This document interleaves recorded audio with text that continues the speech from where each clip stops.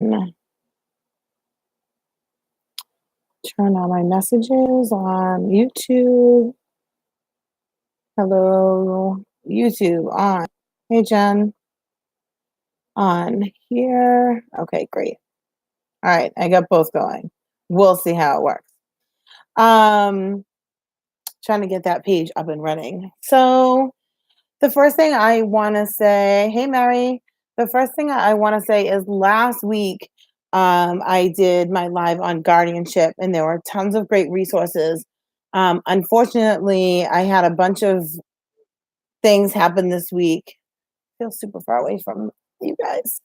I had a bunch of things happen this week, and so I wasn't able to post all of the links directly so people can click on them. So I am going to do that tonight, is go back to last week's live and put those links so everybody can click on them. So if anybody needs those, I apologize for that. I did say them all out, but it's so much easier to click. So I'm going to make sure that I get that done.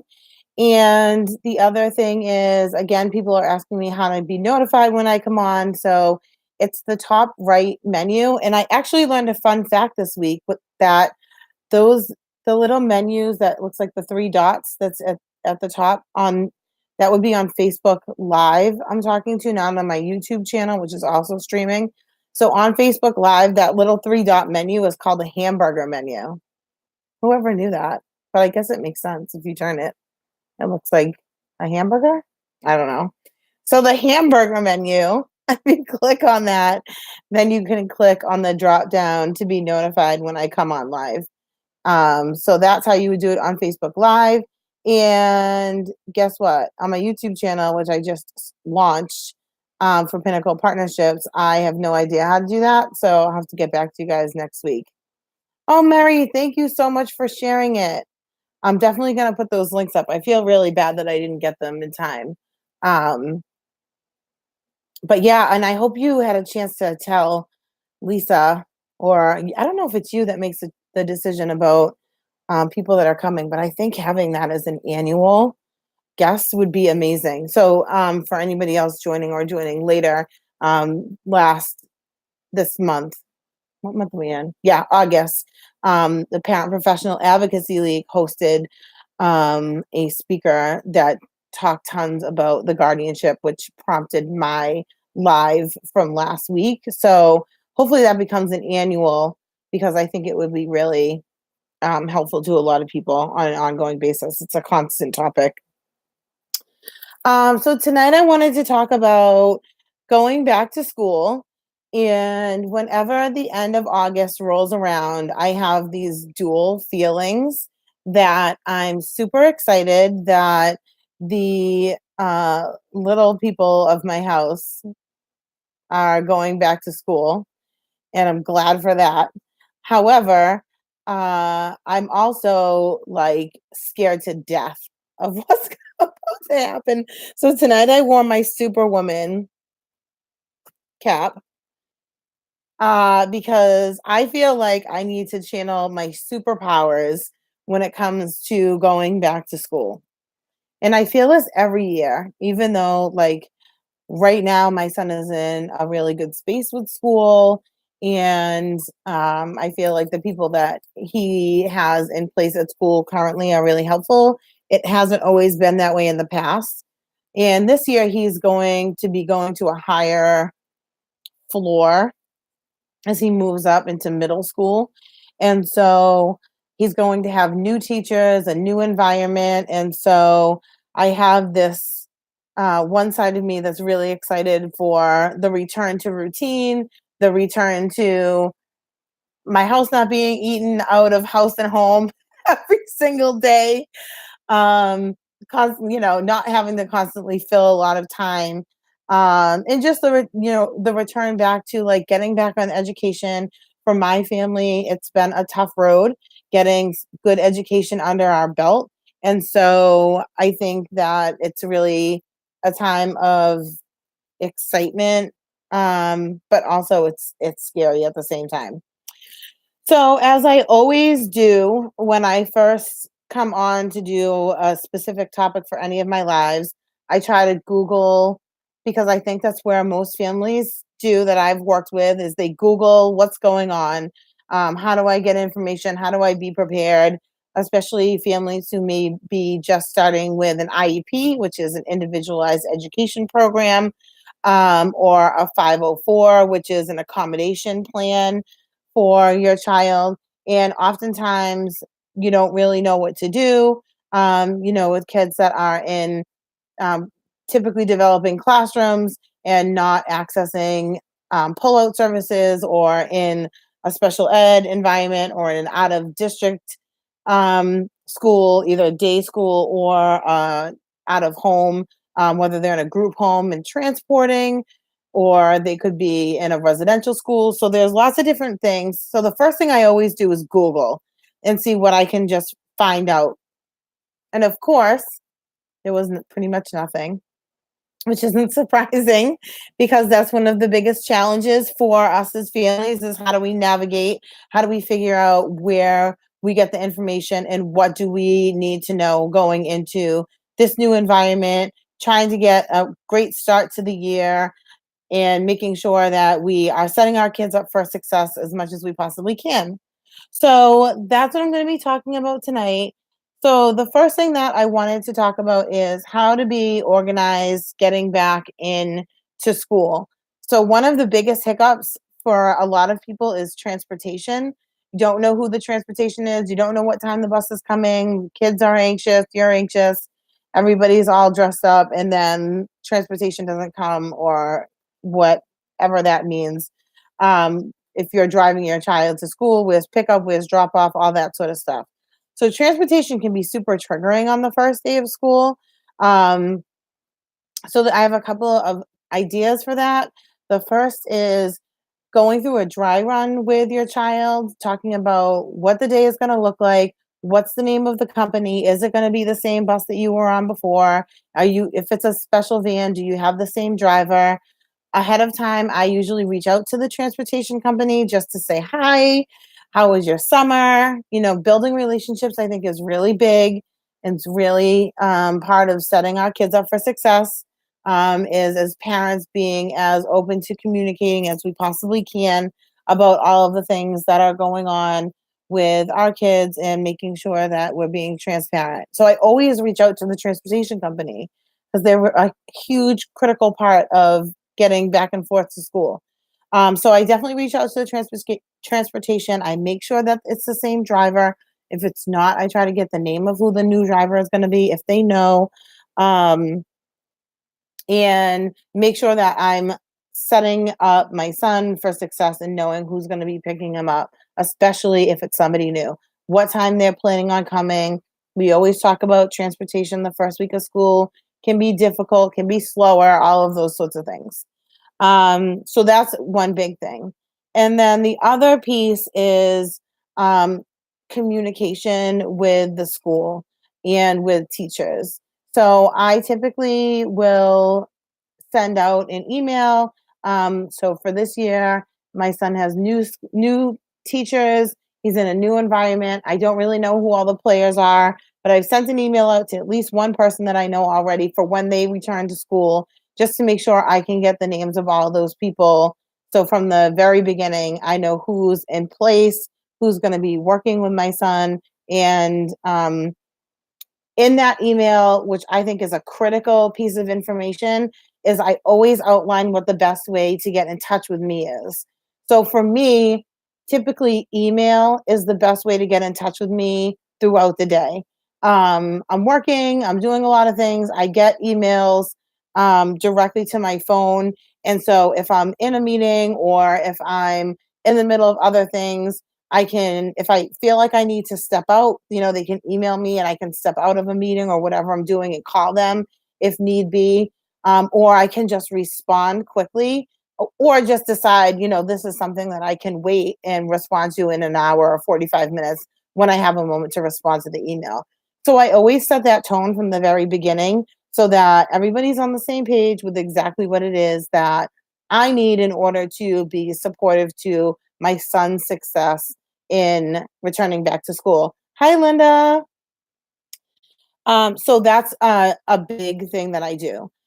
The other thing that I think is really important is as a parent being really organized. And Linda actually is somebody who knows that I do this and firmly believe in it, is having an organizational binder.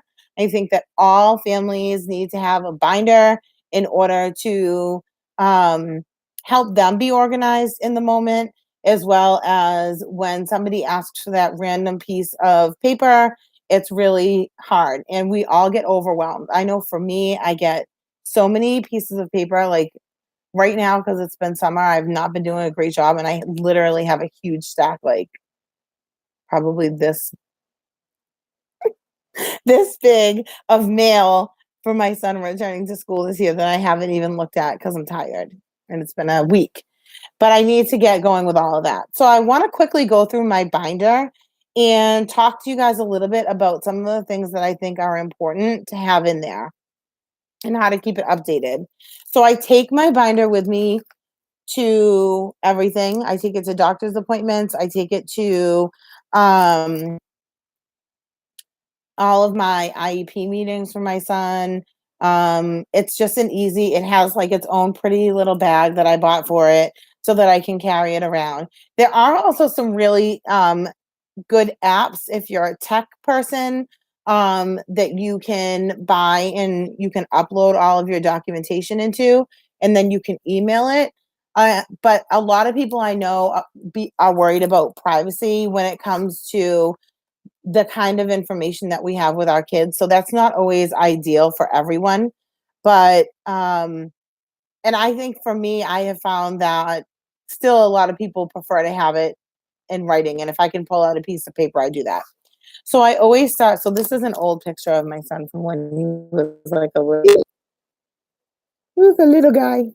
I always keep a picture because, of course, our kids aren't with us in meetings and as we go back to school and all those kinds of things. And sometimes when you're just talking in professionals and teachers and others are just talking about kids all day long, it can be hard to remember that there's a person connected to all of these conversations. So I always have a picture, and then I also always put some of his artwork somewhere on the back. So that was an older piece of artwork that he made that um, I just think it's super cute, and I try to have something current, but just to protect his privacy with things online that I'm doing, I don't put him currently because, of course, now he's 13, so he looks different. So this is my binder. This is how thick my binder is. What I do with the binder, sorry, I always do that backwards. What I do with the binder is I shift information in and out of it so that I have the most current and most relevant information. So some things have been sticking around for longer, so I always have my most current, usually the last two iterations of the IEP, just in case we need to refer back to something, in case something got missed. Um, and then other supporting documentation. So my first section is the IEP section. So in here, I keep, like I said, the most two current versions of my IEP. When your child is returning to school, or if you're new to having an IEP, having this document ready is great. I always check in with people to make sure that they've had the IEP document. My school district is also amazing, and I've asked them if they can email me the IEP. So I also have it digitally. I've been trying to build up digitally having my files so I can email them or refer back in emails if necessary. But some people just have paper. So I always keep my IEPs. I also keep, when I go to IEP meetings, a sign-in sheet of all of the people. So I bring this up for back to school just because sometimes when you get back to school, things go awry and you need to have an emergency IEP meeting. And as parents, you have the right to request that IEP meeting. Um, I'm not going to get into the whole IEP process, but I will have an IEP live. But you have the right to request an IEP meeting at any point to discuss what's happening with the IEP. But I always make sure that everybody has seen the IEP, has had an opportunity to read it. And if they haven't, I'm happy to give it to them because it's a really important document. Other things that I have in kind of my education portion of the binder are evaluations that I've had done. So that could be anything from a neuro evaluation, speech and language evaluations. What else do I have in here? I have tons of evals. So there's all of the evals I keep in here, so I can easily go through them. Um, so the school psychologist evaluation, um, occupational therapy, anything like that. I keep all of that's relevant to school. I keep in my an education portion, and I always keep my education as the first part of my binder because I think it's the one that I access the most is what's happening with school. The second binder are letters. So many times in advocating, as we go back to school and as we're looking at how our kids are transitioning in and making sure that our school um, classrooms are correct. There have been lots of letters that have been written for me, and I keep all of the letters because I think they're really important. They are from different times, so this is something that I always keep in the binder. They're from different times throughout our life, and they're from lots of different places, and I think it gives a quick history if people, over time things fall off. And so going back to a hospitalization or a recommendation that was made or a previous school, having that letter that talks about that point in time can be really succinct and easy to just refer back to. So I always keep letters. I never want letters to get lost. I have a thing about that. Um, so we have had hospitalizations. So I keep discharge summaries. I think they're really important to refer back to. And oftentimes it can be difficult to obtain a discharge summary. So I try to get one when we've been leaving. If your child has been hospitalized over the summer, and you're comfortable providing that information to your school, which isn't something that you have to do, depending on what you feel.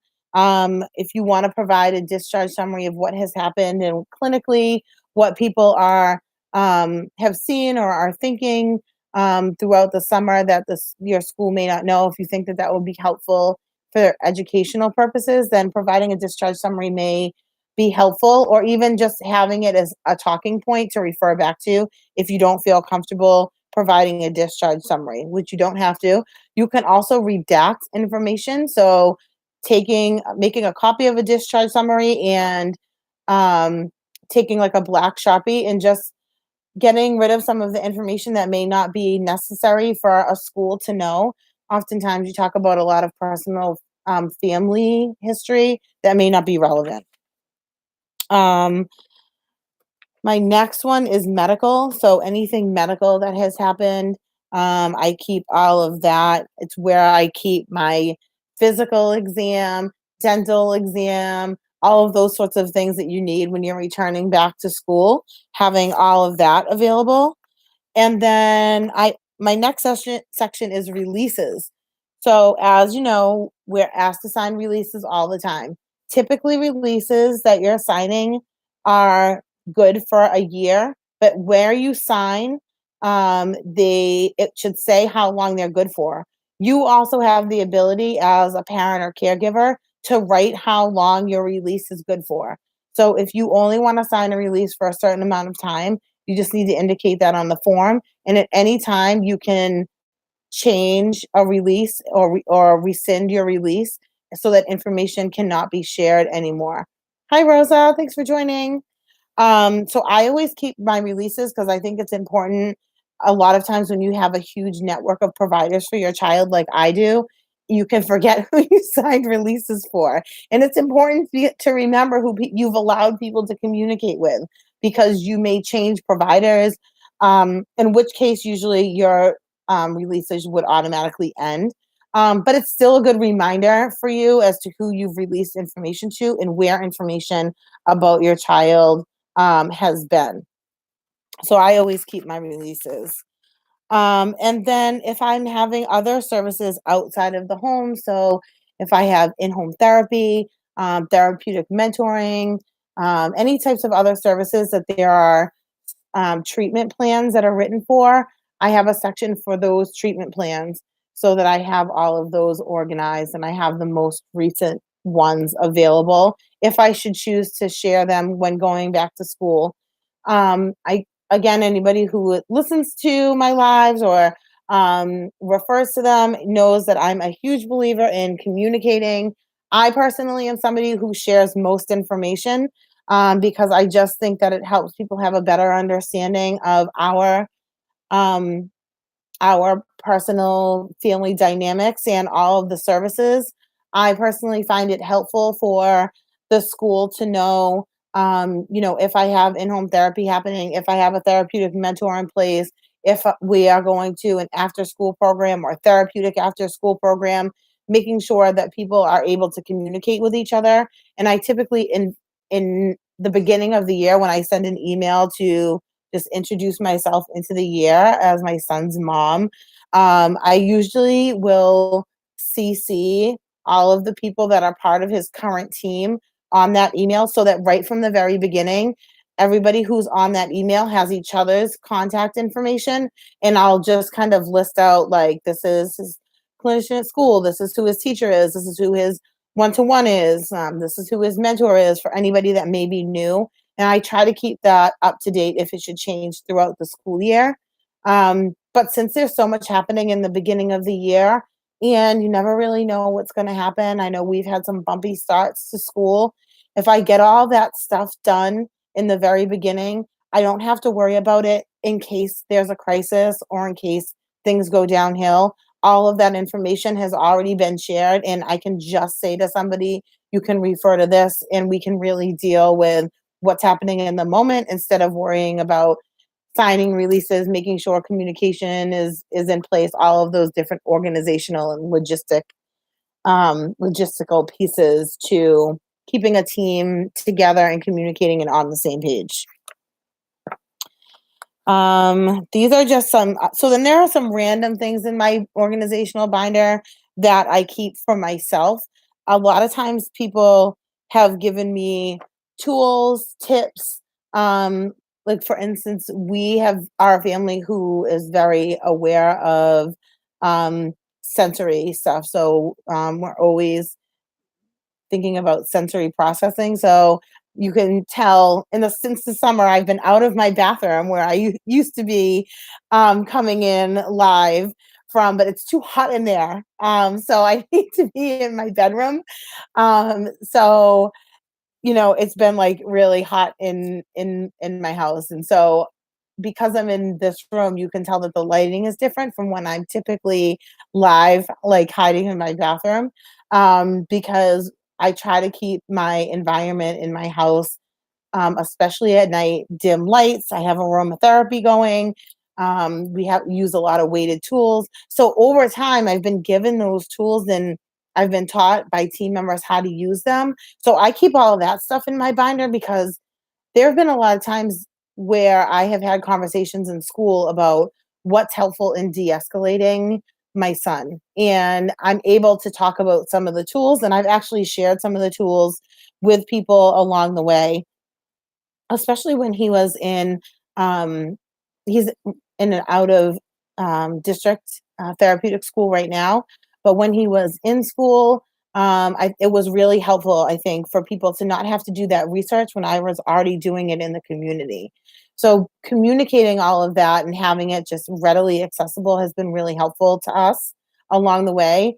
And as somebody who is an absolute champion for family driven practice, I feel like the more we put ourselves as being seen as the first stop in figuring out what's happening with our kids, and that we are the experts and holding ourselves in that light. So if there's something that's happening or there's questions about de-escalation, my preference is that somebody in school or a provider is coming to me first and not reaching out to other providers. Even though I give everybody information, I am the lead of my son's treatment, his care, his education, and his team.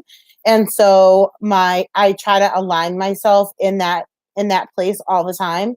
And so being prepared has been really helpful in that moment. When nobody can track down a report and I know that I have it, it just helps set the tone for people to know that I'm involved parent, and I'm a parent that is doing my best to make sure that my child's needs are being met, and that I'm keeping all the documentation. I am the expert, and I'm part of the team and the lead of the team, and so sort of all things are funneled through me. And I think not everybody is great at understanding family driven practice. So the more we can just do what we do as parents and be like the epic parents that we are, and caregivers and aunts and uncles, um, eh, to just allow people to see that, the better it is for our children. Um, so therefore, I keep lots of different tools of things that I've gotten along the way. And then in the back, some authorizations for things. So we get a lot of different types of authorizations for services. So I always keep those just in case there's ever a question about an authorization. So that is my binder, my organizational binder. It's something that I started many, many years ago, and it's a constant work in progress. There have been times that it's been thinner than this. There have been times that it looks huge when I put it in front of the camera. I mean, it is pretty big. So that's kind of what it looks like. Um, on the inside, the tabs. And then in here, like when I don't have to, I pulled it out so it wouldn't fall everywhere, but when I don't have time to file, I'll just throw things in here.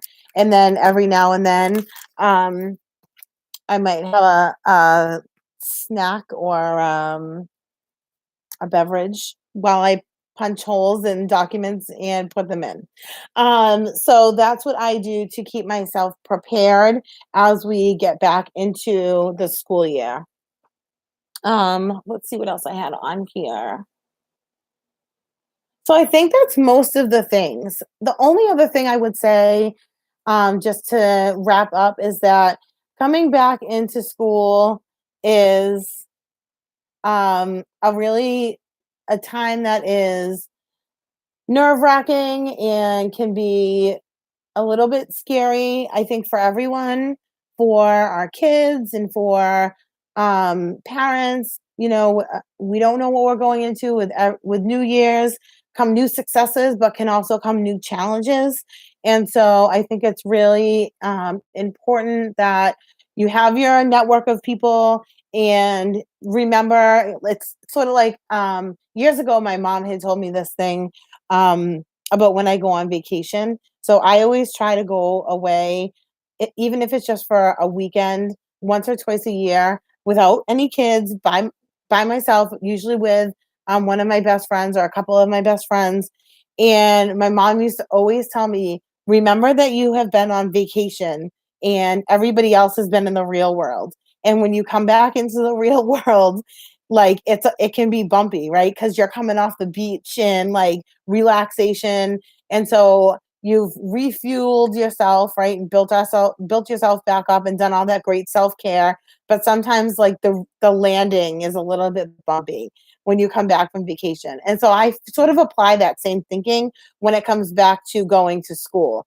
We've been on vacation, there's been a lack of schedule, we've been doing tons of fun things and going out, and now it's back to this routine. And while all of that, I feel like typically by the time we get into like October, things have really congealed together, and it's like back into the groove. That return back into the school year and transportation and expectations of school is it can be very anxiety producing. I mean, as families, I think we're worried about how our kids are doing academically. We're worried about how our kids are doing socially, how they're doing emotionally. And then when you have a kid that has some needs with their mental health, how are they going to get into the year? How are they going to settle into the classroom? And so just breathing, knowing that, sort of preparing for the worst, but expecting the best. And knowing that once return to routine will very likely be a good thing. But the earlier you can collaborate with people and have communication is, I think, really important. And Rosa had actually written, excuse me, a comment um, that it's great to be in communication with everyone that's caring and providing services to our children, and that's like so key. especially in returning back to school. So thanks, Rosa, for your comment. And remember that this page is a page and a resource for everyone. So whether you want to send me a direct message, which I always respond to, or if you want to talk to other people that are in this thread, or even just post something on the wall and have other people respond to it, please feel free to do so. But getting back into school can be a challenging and exciting time, which is why I named this live. Are you excited or are you petrified? I have no idea which I'm both. So I think we're both in this house right now. And we'll get into it. And so um I think once we land, it will be really good. And we're just trying to stay focused on the positive and getting back into our next 9 months of school, until next summer. And hopefully the weather will cooperate with us this year and there won't be too many snow days. So it's an exciting time. If you have any questions, or want to just post anything, please feel free to do so. Oops, sorry, my phone's going. Next weekend is Labor Day weekend. I think a lot of people are super busy, so I'm not planning on doing a live. And then the weekend after that, I'm going to be traveling, so it may be a couple of weeks till I'm back on. But I will likely post, and if anybody wants to post anything or have a discussion, I'm always checking my page. But in terms of just being around, to do a live, it'll probably be a couple of weeks. So I hope everybody has a wonderful last week of summer vacation. If your kids haven't already returned to school, I know some are returning starting this week. Um, and if they're returning next week after Labor Day, I hope you have a wonderful last week, a nice long weekend. And we're all in this together. So feel free to refer back to this page.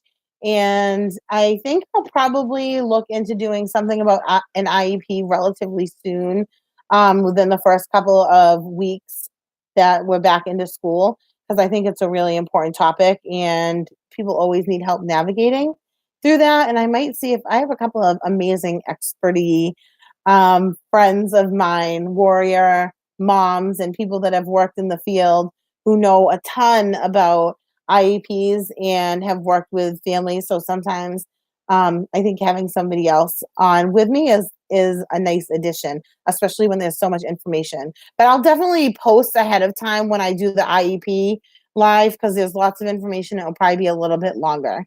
Um, so again, wishing everybody all the best as you return back to school and finish out the summer. Please remember to like and share this post. Also, please like my other page for Pinnacle Partnerships. I launched my YouTube, which I'm live streaming on my YouTube page as well. So I'm trying to get that page up and running for Pinnacle Partnerships. If you have any questions about that, please feel free to send me a DM. And we have social media for all of Pinnacle Partnerships as well: Facebook, Instagram, YouTube, all of those things. So I'm wishing everybody sending positive vibes and blessings, and I hope everybody has a blessed and fun end of the summer. And I will see you all in a couple of weeks. Bye. And on my YouTube page, thanks for tuning in. Hopefully, this has been helpful. And I will be back on in a couple of weeks. Please feel free to visit us on our website at pinnaclepartnerships.org. And you can contact us through this page, any of our social media, or directly through our website. Thanks so much. Bye.